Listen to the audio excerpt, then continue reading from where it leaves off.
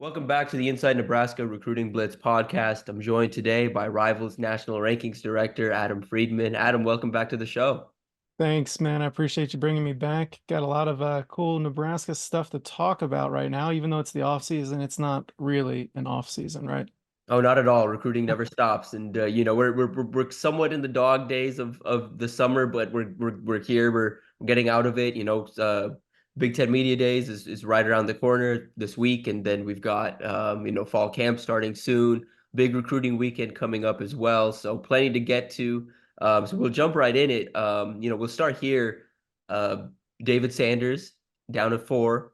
And Nebraska's in that four. I was a little surprised to see Nebraska in that Final Four. Adam, you've covered this recruitment for a while. Was it as surprising for you to see Nebraska in that Final Four as it was for me?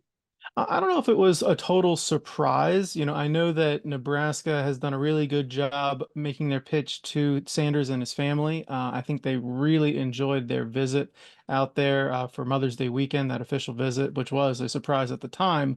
But it's been kind of a slow burn for Nebraska with Sanders and his family. Dylan Raiola has done a great job making Sanders feel like he's a priority and really wanted for this team. And the opportunity to play is certainly there. And Nebraska, is doing a really good job in off the field stuff. They have a great following with their fan base, and certainly their collective and their NIL budget is certainly up there with a lot of these other contenders. If we're being honest here, Ohio State, Tennessee, Georgia, some of the biggest collectives out there. Nebraska also right there in that mix. For sure. That's something we really haven't touched on when talking about this recruitment, but like the fact that Clemson's no longer involved is primarily for NIL purposes, and they refuse to kind of participate there. And but it's interesting to not see Clemson there. But Nebraska, from an NIL standpoint, does have the resources to kind of really compete here. Would you agree? Yeah, they do. I mean, they have the resources to compete in any recruitment, but Sanders' recruitment is not based solely on NIL. They're going to go to the best school that they believe can develop him throughout his college career and get him ready to be essentially a lottery pick in the NFL draft, right? One of those first five players taken in the NFL draft. He's got that potential. He's one of these types of offensive tackles that you just don't see come around very often. He's 6'4", 6'5", 6'6" even. He's got the lean frame. He's added some really good muscle mass, and without adding bad weight, he's got really good technique. He's an athlete on the field. He's got a basketball background, and he continues to get better and better. We've seen him a little bit this offseason just in person, just to gauge his physical prowess so far. But he's really focused on his recruitment in this offseason and recovering from minor offseason shoulder surgery. Right. And with him, like the prospect, looking long term, kind of projecting, kind of what does this look like in college? Like if everything goes right for him in terms of development and everything, what does this look like at the next level? It looks like he could be a multi-year starter at a left tackle position. Maybe not on day one because he is still maybe a little bit light to be able to handle the day in and day out grind of a starting offensive tackle in either the Big Ten or the SEC.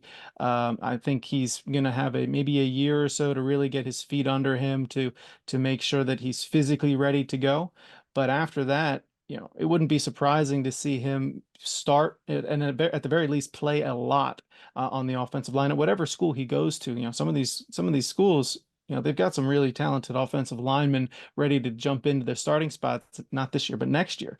And David's going to have to compete with those guys, play a little bit of catch up, and we'll see how things turn out from there.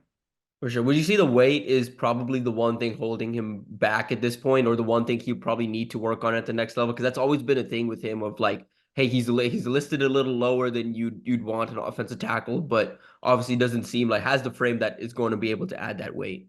Yeah, he definitely has the frame to add the weight. That I don't think that's going to be a problem. This has been a strategic move by them to keep him lean and flexible, and try to limit the possibility for injury at the high school level, and then allow the colleges to build him up as they see fit. They're much more equipped for that than he is at the high school level, and just doing this on his own. So I think that they're fine with not playing right away. And I think that that speaks to the maturity that they bring to the table and just their thought process throughout the entire recruitment and really just the way they've spoken to these colleges about how they want his career to go. Right. And for him down the stretch, we're less than a month away now from a decision. What needs to happen here over the next month for Nebraska to have a real shot here on that day? Yeah, it's going to be interesting to see how things turn out when things open up at the end of the month. I would imagine he's going to take some visits. Nothing set in stone right now, but I would imagine he takes a couple of unofficial visits to check out these final contenders one last time, and see if there are any more boxes that need to be checked, and gather any more information. And then they'll proceed into the final stages of decision mode and get ready for that commitment on August 17th. I think it's going to come down to those final conversations with the coaches, and with everybody on staff, with even some of the players on the roster, just to see how things are going this offseason, how things are, kind of starting back up for some of these teams, right? They're some of the players are getting back into the offseason program and really gearing up for, essentially training camp, right? And I think the conversations that they'll be having with those players during this process is going to kind of be, it might tilt the scales in favor of one school versus the other. Right. And I guess right now, we're again less than a month out, kind of handicap this race right now. Who would you say is in the front, kind of who stands to potentially make the biggest move here in this final month? Well, the team with the biggest potential to make a move is Nebraska because it sounds like they're running, fourth or at least tied in that bottom section, right? They're either third or fourth out of the four teams at this point. So it seems like they've got room to move up if they're able to hit the right buttons there. But I would put Georgia right now slightly ahead of Nebraska just because of his familiarity with the coaches, with the program, proximity to home could end up being a bigger deal as we get closer to decision date and really towards signing day. And then just ahead of Georgia, I would put Tennessee and Ohio State. Ohio State, Tennessee, kind of 1A, 1B right now. I would think, really comfortable with those coaches, those programs, the players in those programs, the way they develop offensive linemen, and everything off the field there as well. So it'll be interesting to watch that race play out as we get into really the what is the final stretch run of this recruitment. It feels like we've been here for a while. Right, right. And obviously Nebraska, I think, made this one interesting when it did feel like for a while it was going to come down to Tennessee, Georgia, Ohio State, those kind of three at the top. But obviously Nebraska's inclusion. Is there a chance here? The family and you kind of have an idea. Obviously, they want to get this process behind them and focus on their senior year. But if this decision does go away from Nebraska, is there a chance, with the strong fall? With some pushing, continue to push those buttons. Is there a chance he'd be open to listening to Nebraska in the fall, or is that something you think once his decision's made, he's pretty much done with the process? I think he's going to shut the process down for a while until there's new information out there that he needs to either gather or something more that he wants to investigate. Like if Nebraska does something on the field this fall that he needs to then take another look at the Cornhuskers and the way that their program is trending. I wouldn't be surprised if they take another look and just maybe re-engage just a little bit. But um, I would imagine though that they're looking forward to shutting this process down at the very least until they get much closer to signing day to before they have to really finalize their final decision, we'll say.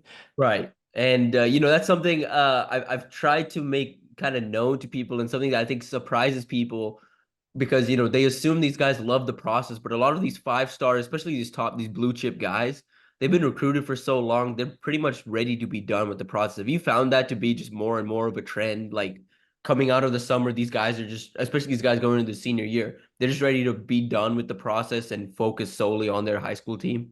Yeah, 100%. I mean, David Sanders has been recruited for no less than 4.5 years at this point, closer to five. I met him when he was in eighth grade, and he already had offers at that point. So he is very over the repetitive nature of the recruiting process. The let's go on a visit, let's have a fantastic meal, and see the same type of facility we've seen 100 times at, various locations. He's more interested in how they're going to be able to develop him. What is his path when he gets to the university and when he gets on campus? How does it work when he's in class? How does it work with the strength and conditioning coaches, with the nutrition staff, with their off the field development, and what are they going to actually teach him, you know, about being a football player, not so much about being, a technician on the field, but the business of being a football player at this point, right? Because that's what this is. And I think the family has really bought into that process. They've taken um, a very diligent process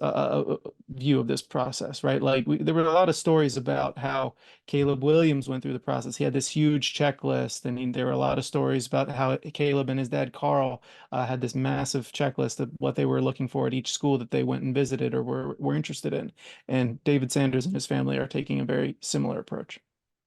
Fascinating. And yeah, that's one that, we're going to keep an eye on these next couple of weeks. Obviously, this next week's critical to figure out kind of what visits he's making this last weekend of July. And, if Nebraska gets one of those visits, I think they'll have a much better shot, at potentially getting him on that commitment day than they currently do. Transitioning a little bit, kind of looking ahead to before we look into that final weekend of July, wanted to touch on a new hire Nebraska made this last week. Jamar Mozee as a off-field senior football assistant, obviously has implications for recruiting in the Kansas City area. You've already seen some offers go out by Mozee. They're having him be pretty active on the recruiting trail, and not just offers out in Kansas City. In fact, he hasn't really made any Missouri offers yet. It's been a couple of California offers, an Oklahoma offer. He's kind of all over the place. It's kind of basically from his time at UCF has a better feel for the country. Jamar is a guy as a network we're pretty familiar with just because of his time as the head coach at Lee Summit North. He was the head coach when Caden Green was a recruit coming out. That was a guy that, the whole country was after. Then a year later, Williams and Renari, another one the whole country was after. What are you familiar with about Jamar kind of as a coach and since he's kind of made this jump to the college level as a recruiter? Yeah, I mean, you can judge just by his track record. He has done a great job spotting talent at the high school level, developing talent at the high school level, and then, as he quickly moved up the ranks as a high school coach, he's been able to really judge talent on a more national level. And that was part of the reason why he was such an attractive personnel guy for UCF. And then how he quickly moved up the ranks and headed over to Nebraska there. Nebraska certainly much closer to the area he is more familiar with. But his time as a big time high school coach, Lee Summit North is a kind of not a, I'm not going to say a football factory, but they churn out big time prospects. They know what the best type of prospects look like. Caden Green, like you mentioned, Waneri. They've had a bunch of guys over the years. His son, Isaiah Mozee, is a fantastic prospect as well, who's currently committed to Oregon. So, I think this is a really good hire for Nebraska, and they're going to be able to leverage his network and just the relationships that he's been able to build kind of in that really key recruiting territory for the Cornhuskers. Right. And you're seeing, I think the state of Missouri has always produced talent at a high level, but it feels like more so than ever, the Kansas City area is starting to churn out some of these like top end elite players. Obviously, St. Louis continues to produce at a high level. These relationships will only help Nebraska in that state. And yeah, you touched on Isaiah, but that's a recruitment that I think's gotten a lot more interesting now. With Jamar on Nebraska's staff. Obviously, some things to work through in terms of the IAWP rule and kind of how he fits into that. For those that are unfamiliar, that IAWP rule kind of prevents you from recruiting players you're related to, have coached, have trained 2 years prior or 2 years ahead. You cannot be on staff in an off-field assistant role and also recruit, players you have relationships with. There's an exception to that rule now with the new basically the unlimited pool of assistants you get now based on NCAA legislation last month that essentially allows you have 10 fluid off-field recruiter spots, and those 10 off-field recruiter spots are the same 10 coaches that they can recruit players they have relationships with, essentially, is the way that it is worded. And so the expectation is that Jamar is going to slide into one of those 10 off-field recruiter spots. They're going to take one of the current assistants off the road and use Jamar to get on the road out to Kansas City, out to some of these schools he's got relationships with. And obviously now, does keep that door open for Nebraska to keep recruiting Isaiah. They've been probably the biggest threat to Oregon since he committed. He made a pretty secret visit to Nebraska the week before committing to Oregon. Spent the weekend in Lincoln quietly. Then he returned back in June for an official visit. And, he's been radio silent since committing, just hasn't really said a whole lot about his recruitment, hasn't opened up about any of these contenders. But you have to imagine, and even talking to sources at least around it, you have to imagine now with his dad on staff, with the work that Nebraska's done in this recruitment, and like you mentioned, the NIL resources they have right now, they have to be like a real threat at this point, correct? They have to be. I mean, you mentioned some kind of the hoops they have to jump through at Nebraska to really get involved with Isaiah. The IAWP, individual associated with prospect, is what it stands for, and it's hard to be much more associated than being the kid's father, right? So, they've got some hoops to jump through there, but I think the writing is kind of on the wall here for Oregon that, hey, if we want to keep Isaiah in the fold, we're really going to have to step up our efforts to make sure he doesn't just go with his dad to Nebraska. It wouldn't be totally uncommon to see a kid not go to the same school that his dad is coaching at. We've seen it a few times with the McCullough brothers and their dad. He was at Indiana and now he's at Oklahoma, and they didn't necessarily go to the same school. I think one of them was at Notre Dame for a little while before, and he ended up transferring. So I think there is still a window here for Oregon to make sure they hold on to Isaiah, but Nebraska is full steam ahead recruiting Isaiah to hopefully get him to flip and join his dad there in Lincoln. For sure. And that would be a big, obviously, wide receiver target for Dylan Raiola. And this Nebraska team would be a massive recruiting win to flip him from Oregon. And looking at the way Oregon's recruiting right now, especially the wide receiver position, they've got a couple commits. They're still after Michael Terry, a guy that obviously, Nebraska fans are very familiar with as well. And so you look at Oregon there, and is there any chance here, just looking at the two depth charts, the one that's in Oregon and the one that's in Nebraska, that kind of favors Nebraska here? Yeah, I would imagine it does for a receiver who thinks that maybe they could play early, play often, and be targeted a lot, be, high up on the depth chart there. And it certainly doesn't hurt to have a guy like Dylan Raiola possibly recruiting him, right? He's already made some efforts with David Sanders, like I mentioned, and it wouldn't be surprising to hear that Raiola has had some conversations with Isaiah as well. So I think that that could be the recipe for some late recruiting cycle fireworks. For sure. And yeah, that's one we're just keeping an eye on. We're definitely going to be making the rounds out in Kansas City here soon. So excited to catch up with Isaiah and see kind of what's the latest with him. But yeah, like right now, just kind of feels like everyone's kind of in wait and see mode with him. Is he going to back off that commitment? Is he just going to outright flip, or is he just going to stay committed? Oregon has strong relationships in the Kansas City area. He committed for a reason. And like you mentioned, it's not uncommon for recruits to not follow their parents necessarily to the next level.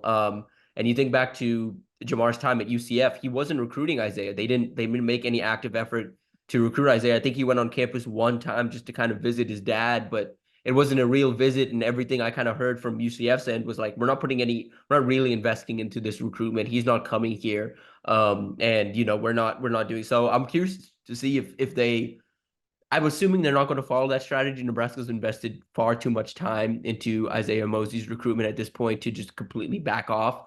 I imagine all of this was somewhat strategic, but at the same time, Jamar Jamar's going to advise his son to make the best decision for him, and even if that's not Nebraska, he's still a kid's father at the end of the day, and that's like I think the way he's going to approach this process, and he's been a good mentor to the players he's had come through, and I expect him to maintain that same mentorship for his own son, moving forward.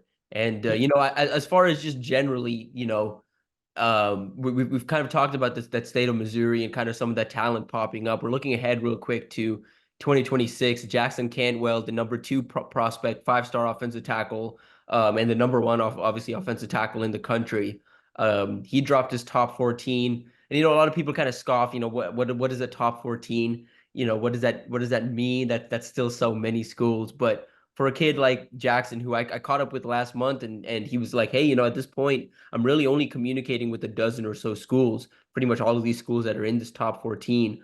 And this cut down is more so just letting other schools know, hey, this is who I'm focused on. And for him himself, kind of to help clear his thought process and be like, okay, we're starting to cut this process down. Obviously, this one is, still a little big. It's a big cut down, but it does mean that this recruitment's trending, to a position of getting closer and closer, kind of to a decision. Obviously, nothing anytime soon.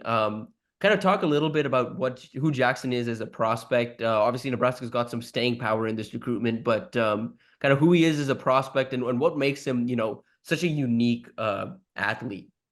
Well, you don't find many athletes at any position who's the son of two Olympians, right? Like you start there. He is an elite track and field pros player as well. He's got record-breaking throws, I think in shot and discus, I believe. He's 6'8", 300 pounds. The thing is, he hasn't played a ton of football against elite competition, right? He plays in Missouri. He doesn't go up against elite defensive ends. He's really hasn't done much on the camp circuit at all this off season, but he has the physical tools to excel, regardless of what system he goes into. He may not be an immediate success because there's going to be a learning curve there, but physically, he checks all the boxes you're looking for. He's an athlete. He can move. He's coordinated. He's strong. We're seeing some of these videos that he's posting of him working out, bench press, squat, what have you. He's an elite thrower, right? So he's got the athletic tools and strength to be able to fit in on a college roster when he does get there. From a technical standpoint and from an experience standpoint, there's going to be a learning curve, though, and it's going to be up to him to see how quickly he's able to really adjust to those in those areas, really. But from a physical traits perspective, it's hard to build them any better than this. For sure. And kind of reminds in terms of just the what the development process would kind of look like, kind of would remind some people of Grant Bricks this last cycle, a guy Nebraska got that same like similar prospect just in terms of like an elite athlete, slim at 6'6", 6'7". There's another big functional athlete that is raw, that needs some time.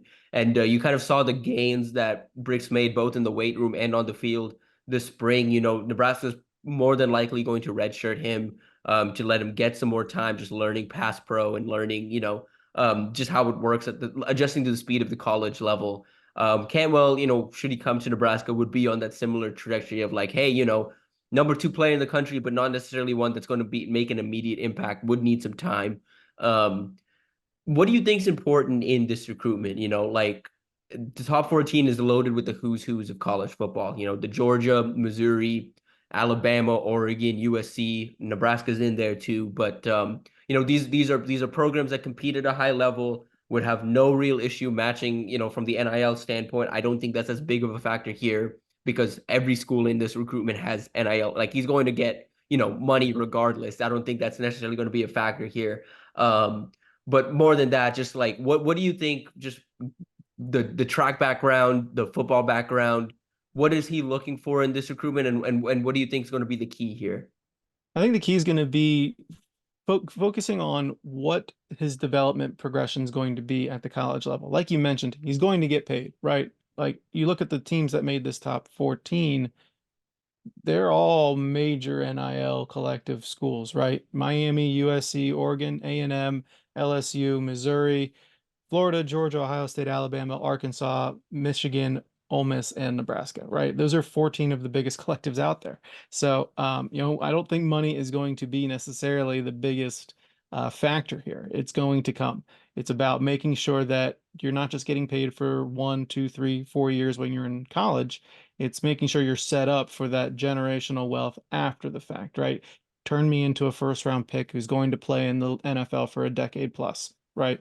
That's what any of these major prospects are looking for.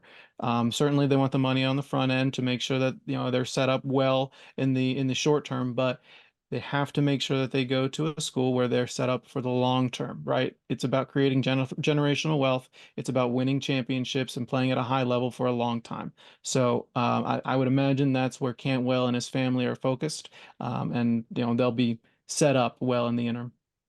For sure, for sure. And he's a kid that I kind of asked him like, hey, you've got obviously these track records and you have the bloodlines and everything, like what's your goals there? Are you planning on going pro? And he said, no, my focus is football. Like I think he's going to give football his best shot and has no kind of intention of pursuing that pro track career, even though he can do that. He very much can do that if he wanted to. But has no intention of doing that right now. I think he's going to give football his best shot, and that's not a bad backup plan to have. Down the line, if football does fall through, we can always come back to shot put and discus. But he does want to do both sports at the next level if possible. Nebraska's kind of pitched him on that already. Nebraska has that on currently on campus. They've got a couple of players that are doing football and track, so they have this like just basically this book of um here's what we're looking at, and so yeah, but outside of that, just real quick before we get out of here, wanted to touch on a couple of things. Nebraska's going to have a couple of visitors here at the end of the month, mainly 2026. Wanted to touch on two real quick, two national recruits that have the who's in their recruitment as well. Brandon Arrington, the fastest man in California, elite athlete. That's recruited as a DB, and then Keenan Harris, another defensive athlete, could play DB, could play linebacker. Just touch real quick on these two and kind of why Nebraska kind of has them so high on their board. I think everybody's got these guys high on their board, right? Arrington is legitimately one of the fastest people in the United States right now. 10.27 in the 100, 20.4 in the 200 he's been timed at. Those are elite times. Those are Olympic level times if he continues to progress. And we could be seeing him running track at whatever school he ends up at. USC is probably going to be a little tough to beat for him. He went to Reggie Bush's high school last year. He transferred to Mount Miguel in La Mesa, California, for this coming fall. But Arrington is a special athletic specimen, 6'3", 175, 180 pounds or so. Great length at the defensive back position. Could play corner. I don't know if he could play safety, really. I don't know if he's as physical as you would want there. He's still got some time to grow into that role, but it's hard to argue with that speed and size on the outside if you're looking for somebody to lock down a number one receiver, right? And then with Keenan Harris, a Rivals 250 linebacker, we were really excited when we got to see him at the Rivals Camp Series earlier this offseason, and that helped us feel more confident in moving him to linebacker. 6'2", 220 pounds, does a really good job in coverage at that size. He runs well, and just carries that weight well in the open field.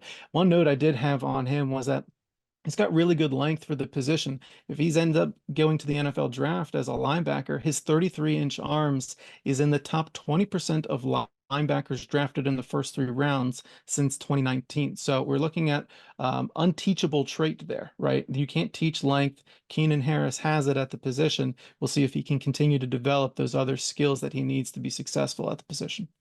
No doubt, and those are pretty much the two headliners for the weekend. We're going to keep you up to date over at Inside Nebraska as more visits start to pop up, and that 27th weekend we've got about a dozen or so guys listed on the site right now as expected in town. We're going to have more coming in through the weekend and into the week. So stay tuned for all of that. Adam, we appreciate your time. Thanks for joining the show. As always, it's been a pleasure, and we hope you have you on again here before the season gets started. All right, thanks, Tim. I appreciate you, and looking forward to seeing what kind of chaos the Cornhuskers can cause here coming in the next few weeks. Yes, sir. No doubt. All right, man. You take care. Take care.